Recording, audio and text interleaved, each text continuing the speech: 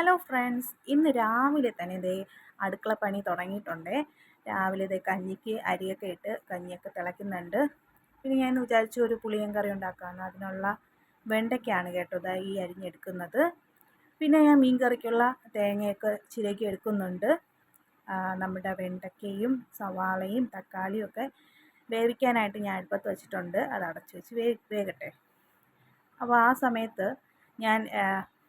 ഞാൻ പാത്രങ്ങളെല്ലാം കഴുകി വൃത്തിയാക്കുന്നുണ്ട്. ഇച്ചിരി അധികം പാത്രങ്ങളുണ്ടായിരുന്നു. അതെല്ലാം കഴുകി വൃത്തിയാക്കിയതിന് ശേഷം മീൻ കറിക്കുള്ള അരപ്പ് റെഡിയാക്കി വെക്കുവാണ്. മീൻ വാങ്ങിച്ചിട്ടില്ല. എനിക്ക് ക്ലാസ് ഉള്ളത് കൊണ്ട് അരപ്പ് റെഡിയാക്കി വെച്ചിട്ട് പോവും. ബാക്കി അമ്മ ചെയ്യും.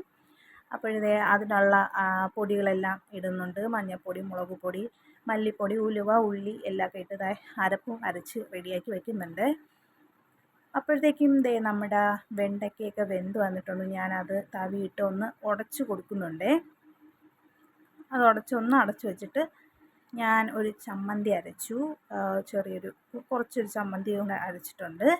പിന്നെ ഞാൻ പുളിയൻ കറിയിലേക്ക് ആവശ്യമായിട്ടുള്ള പുളിയൊക്കെ ഒഴിച്ച് പിന്നെ മഞ്ഞൾപ്പൊടി, മുളക് പൊടി, കായപ്പൊടി ഒക്കെ ഇട്ട് ഉപ്പൊക്കെ ഇട്ട് ഞാൻ കറിയും റെഡിയാക്കുന്നുണ്ട്. അങ്ങനെ അതും റെഡിയായി വരുന്നുണ്ട്. അപ്പോൾ അതിൽ താളിക്കാനുള്ള കടുകൊക്കെ പൊട്ടിച്ചെടുക്കുന്നുണ്ട്. ഓയിലൊഴിച്ച് കടുകൊക്കെ പൊട്ടിച്ച് അതും അതിലേക്ക് ഒഴിച്ച് കൊടുത്തു. അങ്ങനെ നമ്മുടെ കറിയും ഇവിടെ റെഡിയായിട്ടുണ്ട്.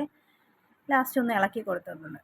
പിന്നെ നമ്മുടെ ലാസ്റ്റത്തെ പരിപാടി ക്ലീനിങ് ആണ്. അവിടെയെല്ലാം തുടച്ച് കഴുകി വൃത്തിയാക്കി. അപ്പോൾ ഇന്നത്തെ വീഡിയോ ഇത്രയേ ഉള്ളൂ. അടുത്ത വീഡിയോയിൽ കാണാം. ബൈ.